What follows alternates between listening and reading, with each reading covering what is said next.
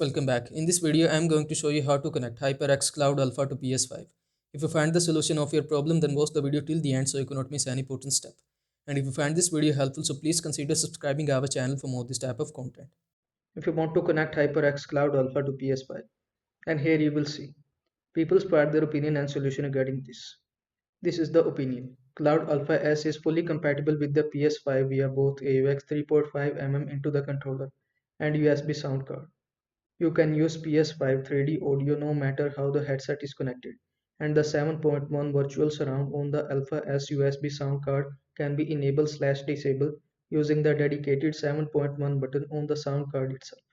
Please note that we could not recommend using both 7.1 on the sound card and 3D audio on the PS5 at the same time, as that will overprocess the audio and make it sound weird. I hope this video was helpful to you. Make sure to like this video and subscribe to my channel for more this type of content. Thanks for watching.